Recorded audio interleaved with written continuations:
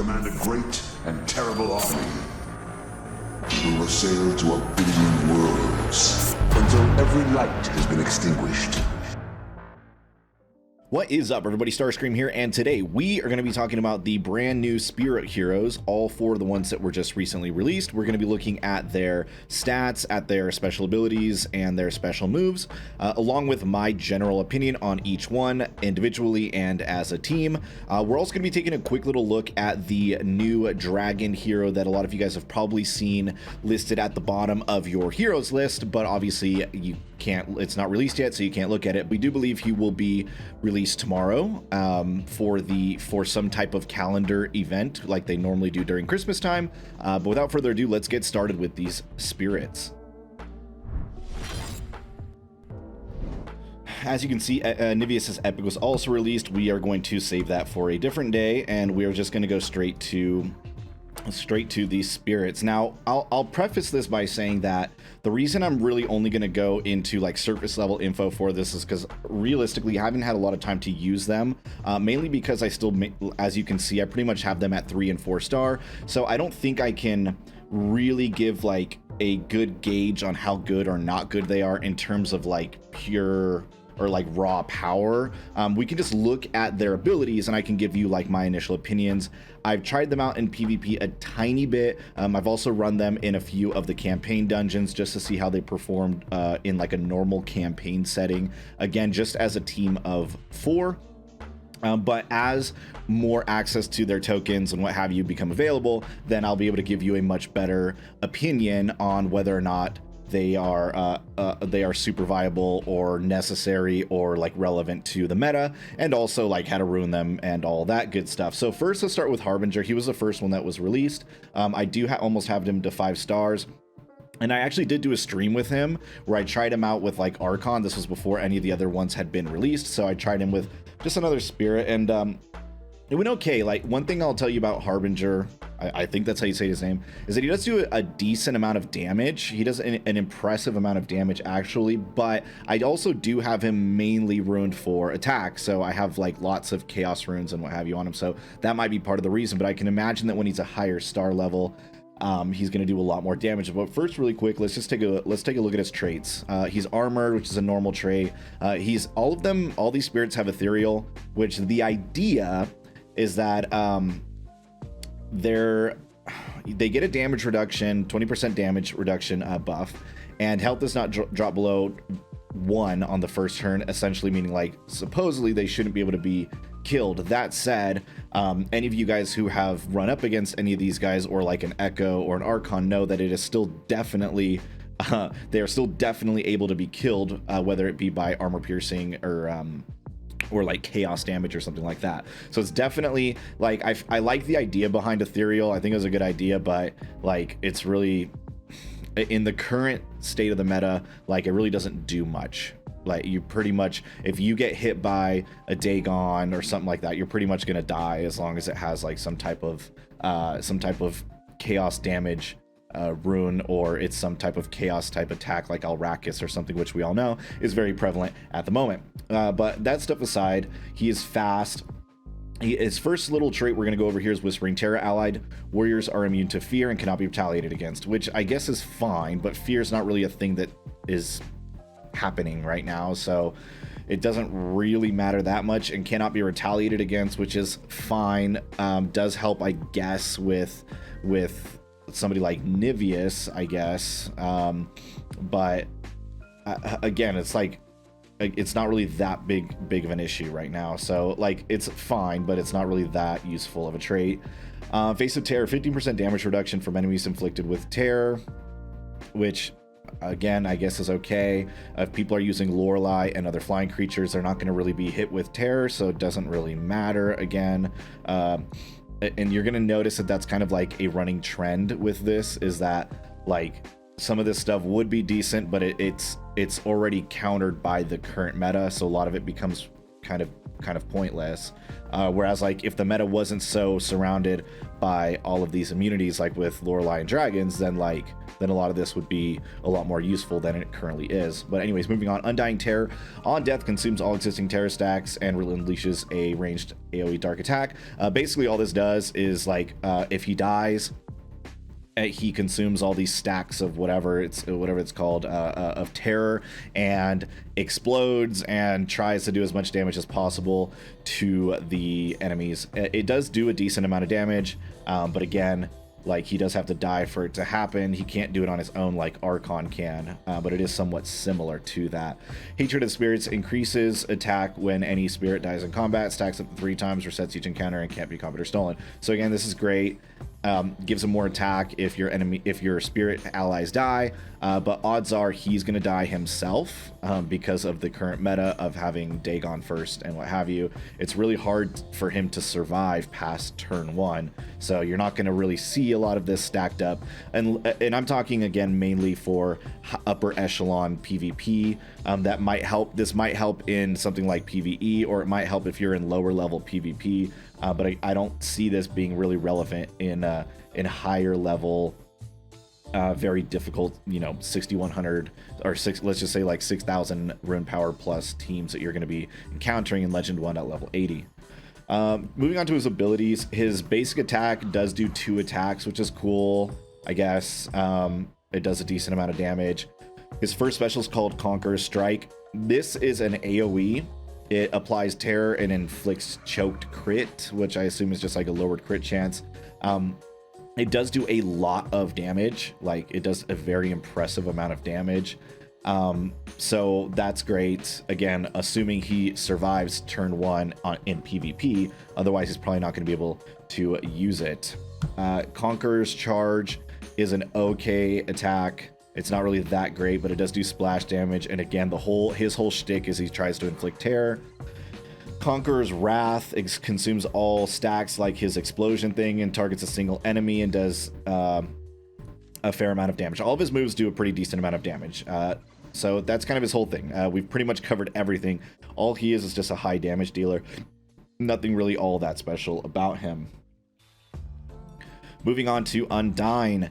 Undine is a spirit warrior, just like the last guy was a warrior. Armor, just like the last guy. Ethereal, just like the last guy. Fast, just like the last guy. Undine is, again, like another kind of like attack-based hero. So like, you really want to ruin him, I guess, it would seem, for attack.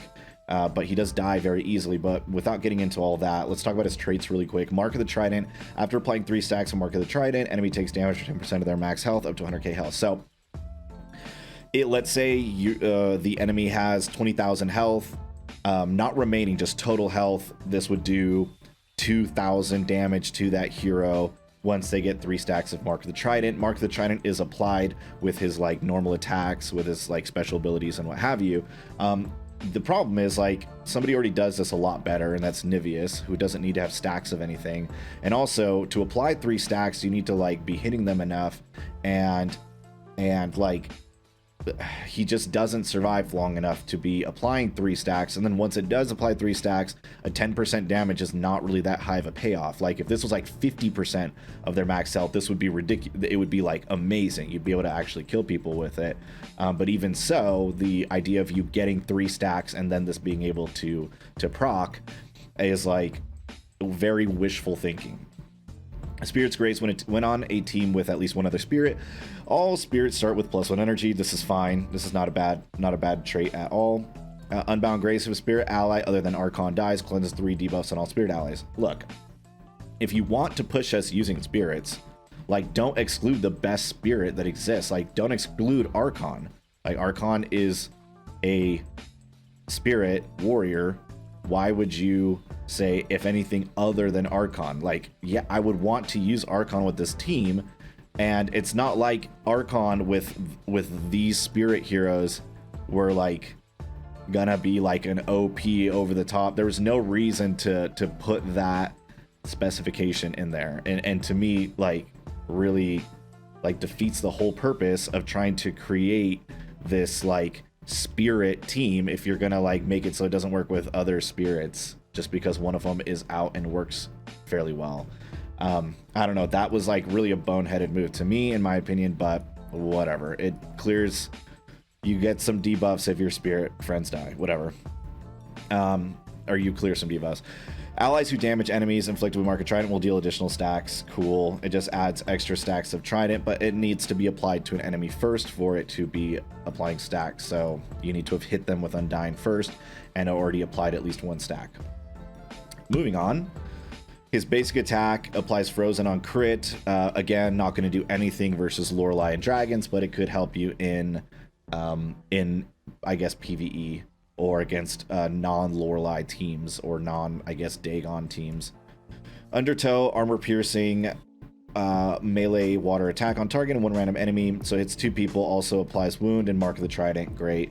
It's really not that great. It doesn't do that much damage. Even though I have him fully decked out in attack, it does not do very much damage at all. Melee water attack on target enemy, applies Mark of the Trident, activates Mark of the Trident, repeats on a random enemy. After a hit that doesn't activate Mark of the Trident, cleanse all debuffs on self. So the way this works is that if it hits an enemy that has 3 stacks of Mark of the Trident, it activates Mark of the Trident. It does that 10% damage, extra damage, which again we've already discussed is very like okay. And then if it activated it by hitting somebody with 3 stacks, then he hits an additional person. So like it's kind of like a crappier version than like, I guess, how could you say it? Like that assassin move by BD, where if she kills somebody, then she gets to hit another person. Like there's just too many requirements for it to really be all that great. But again, I guess this could work in PvE. I guess. I just feel like there's so much better options to bring with you in PvE than any of these spirit heroes, but we'll get to that in a second here. Trident Storm, rage water attack on an enemy with splash damage, applies Mark of the Trident, and Frostbitten. Frostbitten is a very kind of like whatever ability or debuff, and Mark of the Trident, which is something that, you know, every single one of his moves applies. So Undine is extremely lackluster to me, if not literally the worst of the 4 spirits, in my opinion. I think he's pretty awful. And like, anyways, let's just move on to the next hero, Vulcan. Vulcan, like the first guy, like Harbinger, I can remember his name. Like Harbinger, does decent amounts of damage, but you'll notice he's very lacking in traits, and also like they were very confusing with like how all of his stuff works. Like they gave so much new like debuffs and like abilities without explaining what they are, so you have to like use it in game and then like read the little tool tips and stuff, which I'll put up on the screen so that you can see when we get to it. But like I was looking at through his traits and I was like, what does this hero even do? Like it's I don't know, you should never feel that way when you're like, things should just make sense when you're looking at it, but I guess that's asking a lot. Again, he's very attack based as a hero, so I ruined him for attack, but like now we've got 3 of the 4 spirits that are attack based. They're all fast. You'll notice like this guy, he's fast, he's not armored, he does have ethereal like we mentioned. His traits, they're gonna be a little bit daunting, so just bear with me here. Boiling Rage, attacking targets with Burning Rage, doesn't explain what that is, will clear all buffs and apply Boiling Rage to the enemy and up to 2 random enemies. So we don't know what Burning Rage, we don't know what Boiling Rage is, but it's gonna remove one of them and apply the other one. Great. And up to 2 random enemies afflicted with Boiling Rage will also attack random allies every tick. So if an enemy has Boiling Rage, they're gonna hit their homies on their side at the end of the turn, if I'm reading this correctly. Yeah, so great. Tunnel Vision, at the start of every encounter, a random enemy will be given Focused Rage debuff, and if that enemy dies, the buff is transferred to another enemy. Again, not explaining what Focused Rage is on this. Vulcan heals when an enemy with Burning or Boiling Rage dies. Great, I guess. Vulcan is very easy to kill, so I don't know that heal is gonna like help him much, but again, it might help him in PvE, I guess, but definitely not really that much in PvP. And Raging Inferno, enemies inflicted with Burning Rage will deal AoE fire damage to all enemies. Again, we still have absolutely zero indication of what Burning Rage is at this point. Cool. So instigate his melee attack applies Burning Rage. Enemies inflicted with Burning Rage will attack an ally at the end of the turn. Okay, great. Burning Rage will attack enemies inflicted with Burning Rage will attack a random enemy at the end of their turn. That's what Burning Rage is. That's what it does. Again, not very... It's not very clear, but that is what it's trying to say, is Burning Rage. It applies Burning Rage, and here's what Burning Rage does, which is such a weird way of conveying that information, but I digress. Rage Machine, ranged fire attack for 1657 base damage on all enemies, chance to deal apply Burning Rage. So this does a pretty okay amount of damage, not like a ton, but it does like a decent amount of damage. It can kill things. It's not like an insane amount of damage, but it's okay.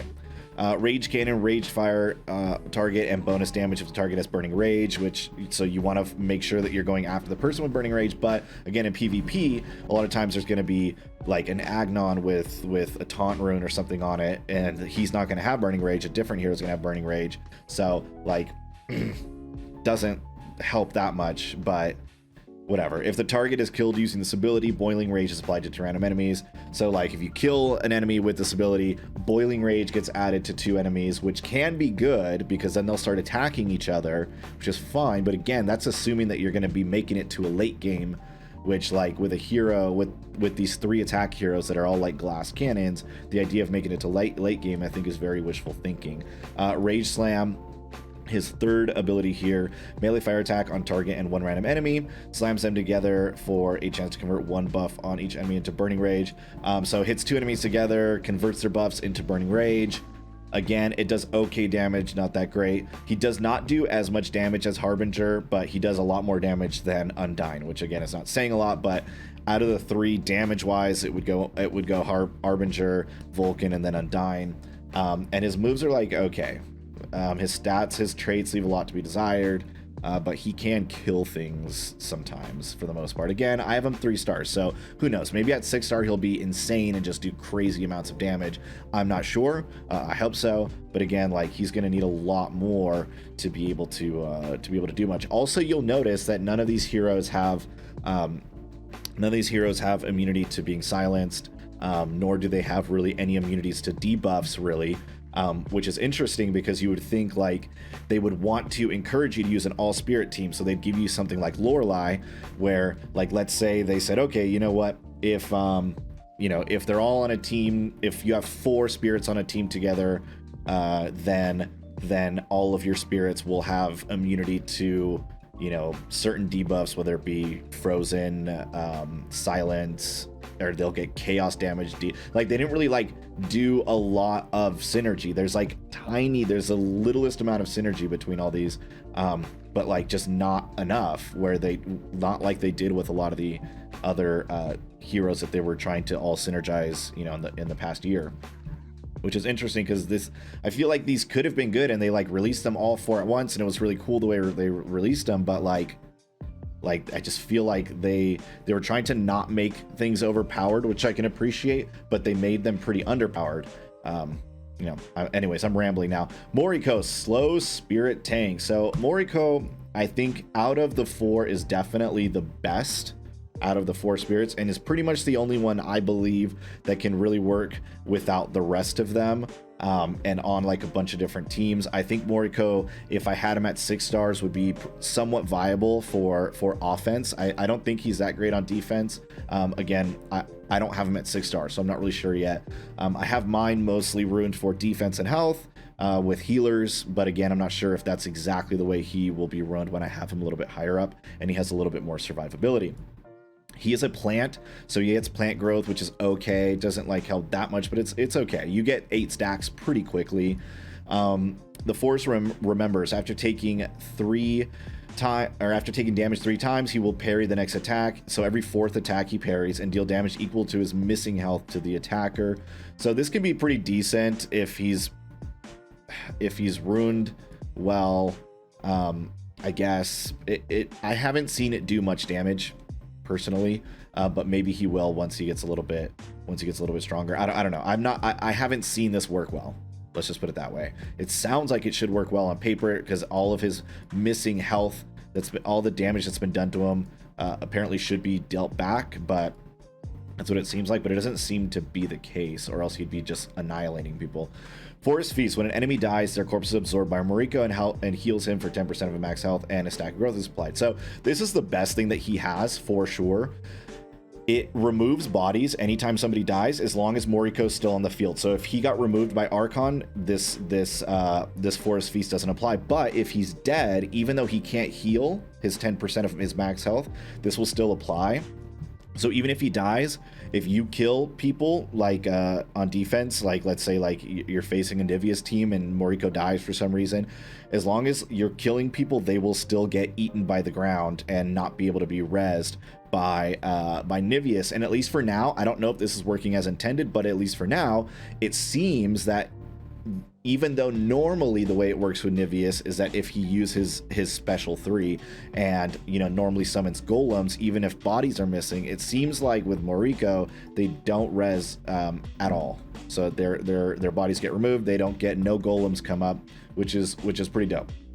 So it's definitely the best thing that he has, and is, I assume, in a way to like try and counter Niveus, but you know, I haven't used him enough, and I don't have him high enough to really know if he's viable or not in that regard. Lingering Energy. This hero gains 1 energy if magic-based ability was used in the previous turn, which is okay, fine, whatever. So it's not, whatever. Spirits Pact. All healing received is shared with all spirit allies. Again, like, cool.